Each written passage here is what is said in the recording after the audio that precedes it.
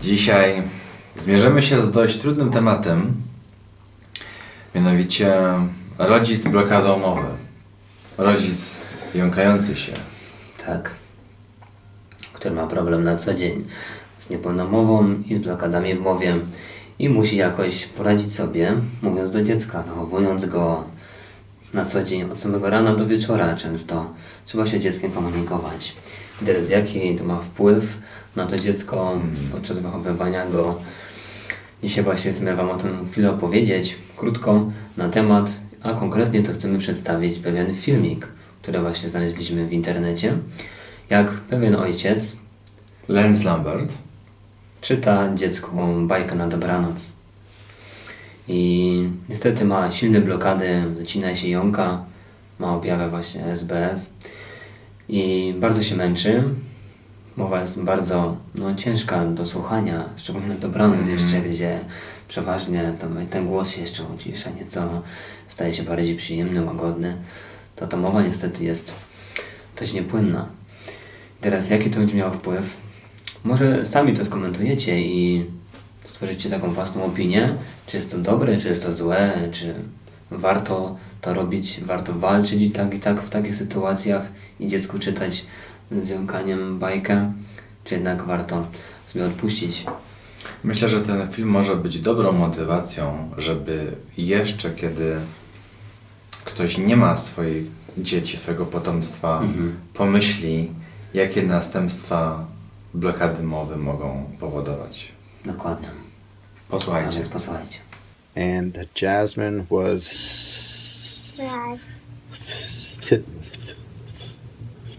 sick of it.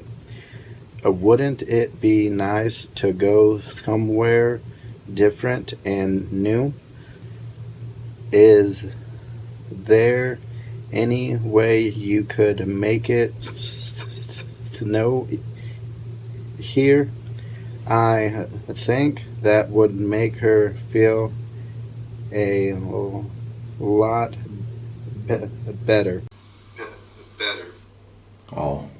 Krótki fragment, a zawsze kiedy na niego patrzę, to mam takie wewnętrzne napięcie. Tak. Myślę sobie, Bo to jest walka. to jest walka. To jest walka z sobą, ze swoim ciałem, ze swoją mową. Nagrywam swoją walkę na wideo, bo on przecież musiał uruchomić kamerę, sprzęt, żeby właśnie to nagrać I to jeszcze opublikować to. i jeszcze opublikować. Więc przełamanie i tak wielkie. I to jest ogólnie, jest warte to, żeby z tym walczyć jednak i nie kryć się z tym problemem, tylko jednak i tak mówić mimo tego problemu. A teraz możemy rozważyć... Ale uznajesz, że dobrze zrobił, czy nie? No właśnie, jeżeli chodzi o taką sytuację stricte, kiedy on czyta swojemu dziecku czytankę na dobranoc, bajkę jakąś, gdzie ono ma się zrelaksować i zakodować te ostatnie myśli, te ostatnie bodźce z zewnątrz, na koniec dnia i ma zasnąć w tym stanie, Spokojnym. to niestety warunki do spokojnego snu, do spokojnych myśli podczas snu niestety nie są korzystne.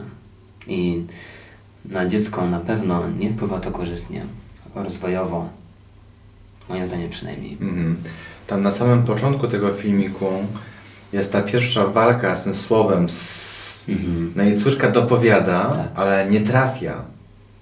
On w końcu wycisnął zupełnie inne słowo i ona wtedy robi tę krzywą minę, że to nie to, co powiedziałam. No.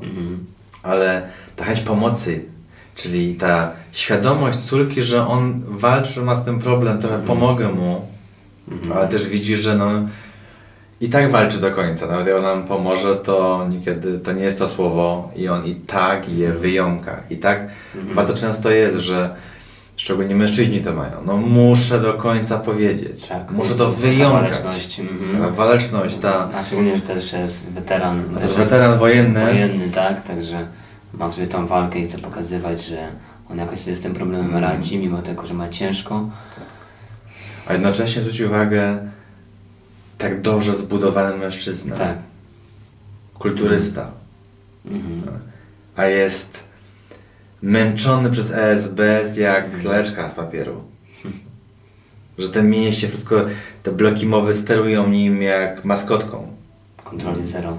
Kontroli zero. swoją mową. Więc to, że ktoś jest super zbudowany i się wydaje, że niby ma wielką siłę mięśni, naprawdę jest bardzo słabiutki. W tym momencie on pokazuje tą słabość, że niestety w mowie się nie obroni. Może siłą tak, ale w mowie Na najprostszych słowach się wykłada. prosta bajka, wyraz śnieg, snow, rozbija temat. I tutaj na nic się zdarza, on jest wielki. Tak. Po prostu snow go załatwia. I to może wydawać, i to jest ogólnie ciężki temat, bo niektórzy właśnie tam komentują, że fajnie, że walczy, że próbuje jakoś przezwyciężyć ten problem.